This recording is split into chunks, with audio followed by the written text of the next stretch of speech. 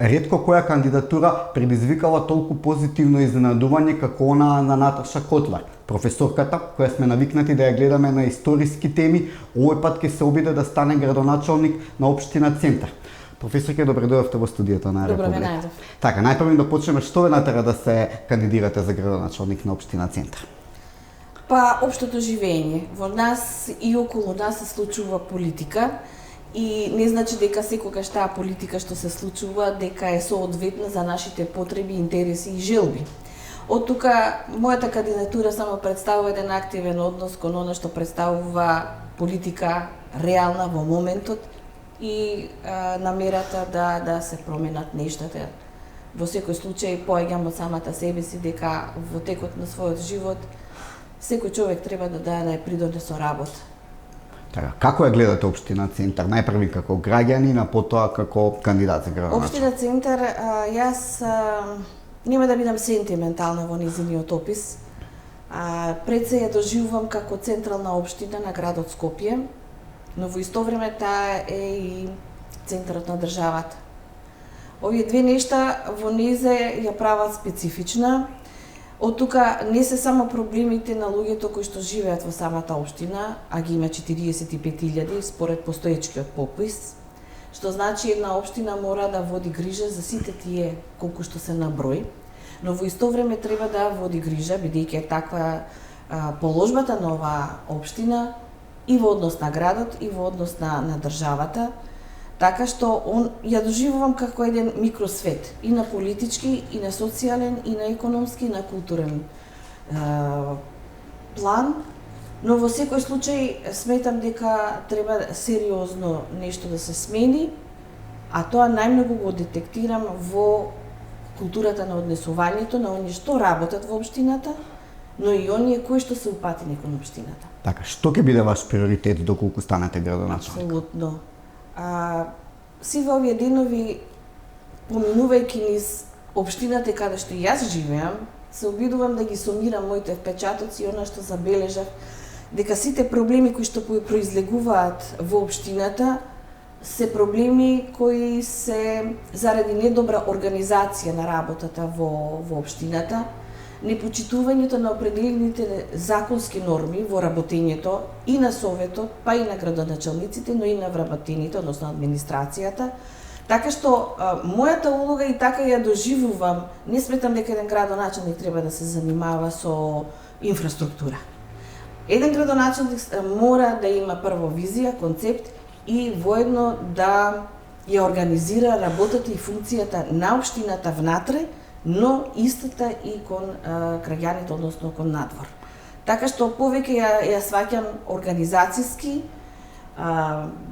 поврзувачки, но и многу присутно. Во секој случај тоа сметам дека ќе бидат 4 години со една интензивна присутност на самите луѓе кои што представуваат работен персонал во таа општина. Но сепак за да станете градоначалник треба да ја стекнете довербата кај потенцијалните гласачи. Како мислите да ја водите кампањата? Дали преку непосредни средби со граѓаните, дали преку социјалните мрежи? Па сметам дека и двете работи се потребни и секогаш се користат. Знаете, општина Центар е малку поспецифична и сметам дека комуникацијата на луѓето во еден определен простор или место на определени теми, тоа е секако потребно, бидејќи во општина Центар живеат луѓе со соодветна интелектуална, академска и културолошка подлога. Така што таа комуникација е задолжителна, но во секој случај и она што представува модерни технологии во медиумите и во комуницирањето. Но мислам дека најважно од сето тоа и во двата начина на комуницирање со јавноста треба да се истакне дека барем мојата намера и на оној тим кој што претендираме да бидеме дел од работниот ангажман во општината, дека треба да укажеме потребна е враќање на довербата, а довербата, знаете, може да се врати само со еден посветен однос, односно со работа. ниту со зборови, ниту пак со лажни ветувања можете да освоите нешто, па не па општина.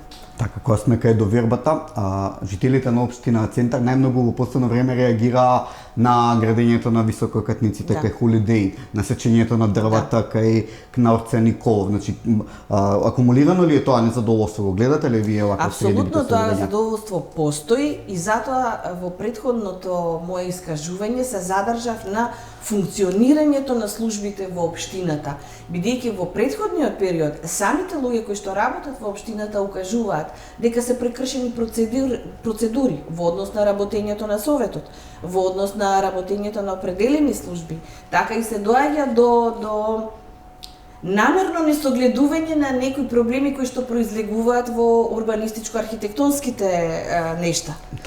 Така што наша задача е да сето тоа да се постави на она што барем го нудат законските нормативи. Вие мора да се придржувате и во никој случај да не помислите да барате дупка во законот за да направите нешто лично. Јавниот интерес мора веќе да биде приоритет во работата. Значи, постојано ја повторувам работата, затоа што ако работите, вие немате ни време да мислите на некои споредни работи. Така, најмногу реагира и на деталниот урбанистички план токму за висококатниците, што не беше променет за 4 години, иако најавува сегашниот градоначалник. Испитувајќи го тоа прашање, забележав дека замислата за она што значи мораториум била добра. Но и таа била пред се постапка во која што требало да се проверат сите оние аномалии кои што се појавуваат во однос на деталните урбанистички планови и нивната колизија со генералниот урбанистички план.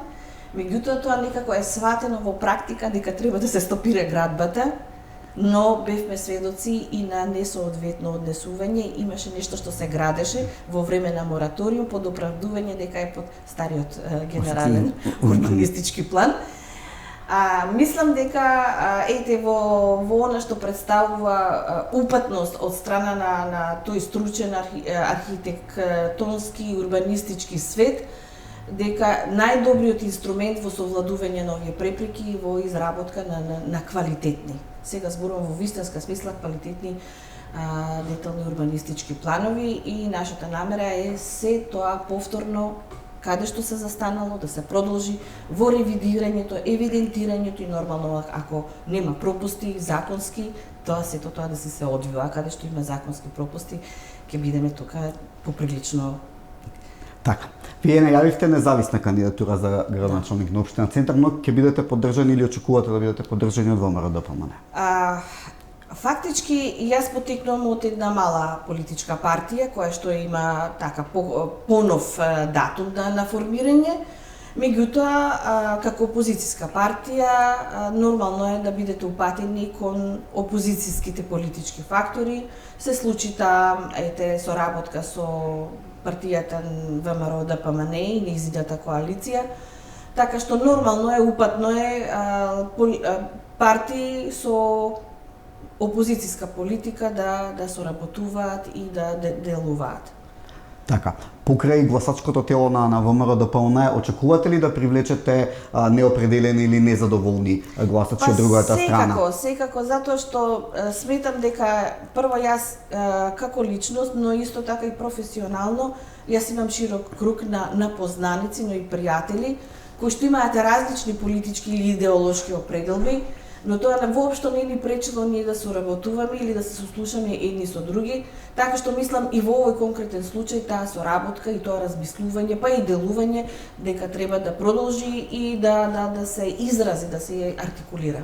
Така, што мислите за вашиот противник кој ќе биде од другата страна? Се најавуваат и независни кандидатури слична како вашата. Заев пред неколку дена изјави дека сите кандидати му се драги, но прашање колку тие сработиле во општините.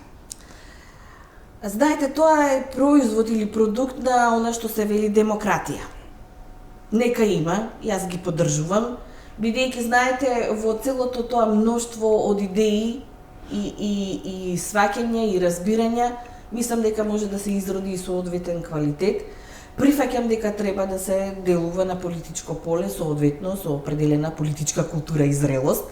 Тоа никако не треба да се испушти од вид. а конечно нашиот изборен процес е таков каков што е, не е променет.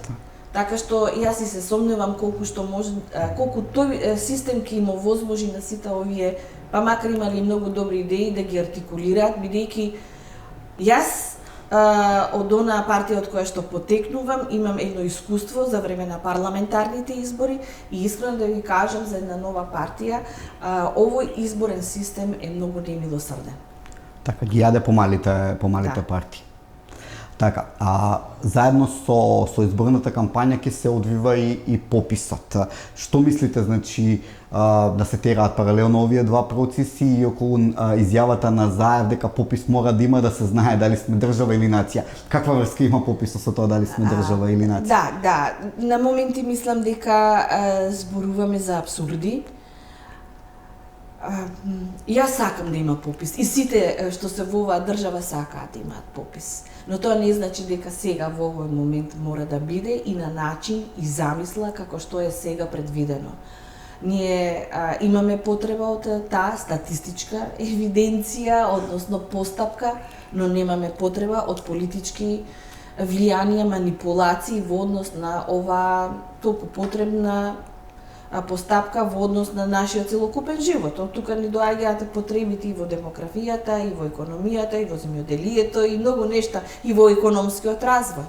Така што сметам дека не смее да се избрзува оваа постапка, треба да биде одлично, ама одлично организирана, за да не остане никаков простор за недоверба кон резултатите и нивно непризнавање, бидејќи што сте направиле ако сте ја спровеле постапката, а целата јавност ве осудува за таквиот начин на работење. Така, дури има и повици за бойкот на БОПИС. Има. Тоа доаѓа, мислам дека од сомневањето кон работењето на оваа власт.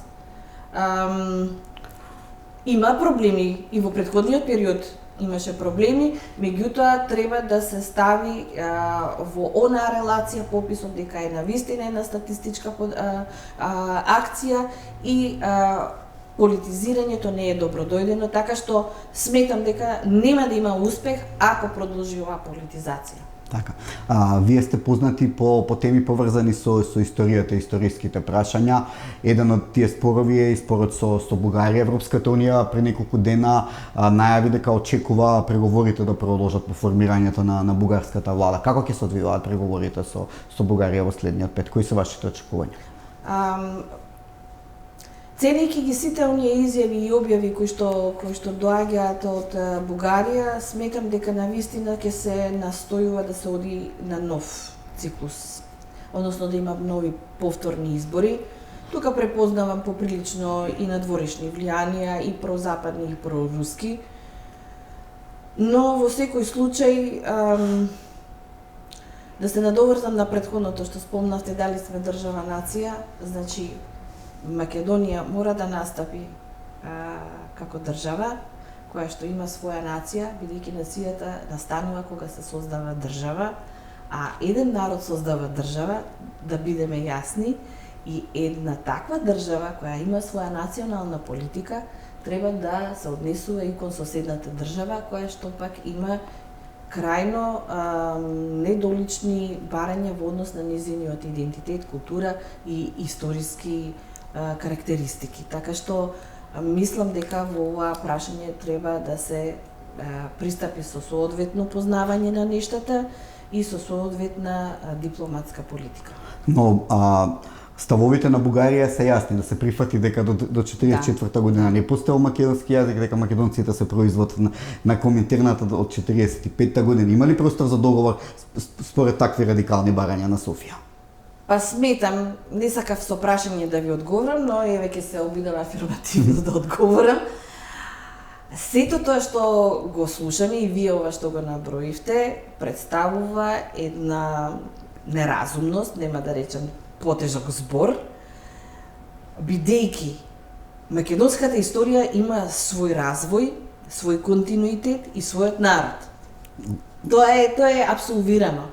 Логично, ние не сме се пробудиле 45-та како македонци. Секој оној кој што ќе се обиде да оди на таа линија, дека сме 45-та создадени, дека Коминтерната, Тоа е една лага која што е креирана во тоа време. Во времето на комунистичката партија на Советскиот сојуз, заради определени балкански политики на тој сојуз, меѓутоа таа политика е креирана во времето кога во Западна Европа се појавува и фашизмот и други некои идеологии. Меѓутоа, се што се случува и во историјата, а кога велам историјата во конкретен простор и време, е резултат на конкретни политички, економски, па ако сакате и стратешки политики. Од тука и тие пропагандни действија што се јавија во тој период, од тука и денеска што истата нарација на тие пропагандни действија ги имаме денес.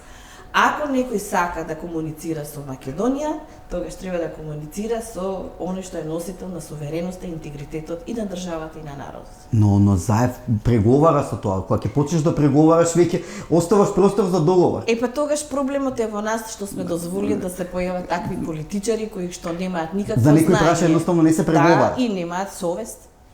Така. Покрај прашањето со Бугарија имаме и спор со Грција, иако договорот од Преспа мислевме дека се затворени сите прашања, се најавува доаѓање на министерот за надворешни работи на Грција Ден Диас и ќе бара проверката каде е спроведен договорот од Преспа. Крајно е недолично, искрено да ви кажам. Така. Во однос на Преспанската спогодба, јас сериозно забележувам на оние многумине кои што мислеле. Тоа беше текст кој што го прочитавме и видовме какви све лоши работи се однесуваат и на именското, и на историското, и на идентитетското прашање. Странски ракопис имаше на договорот да не сериозен, тој странски ракопис никогаш не водел грижа за македонските специфики. Так. Најлошото го гледам не само во овие три карактеристики што ги спомнав, но и во употребата на македонскиот атрибут. Од тука ова сега ново што ни е како посетен на еден на грчки дипломат, мислам дека е крајно недолично, не баре ние сме малите ученици, па сега дошол инспекторот да види како сме го направиле својот успех и колкав ни е успехот, иако и каков таков како што е тој Преспански договор предвидува обврски за другата страна. А кој ќе ја контролира другата? Кога сме обврските, на 5 километри од таа страна границата се уште стои Скопје. Скопје и други недолични написи колку што се сеќавам.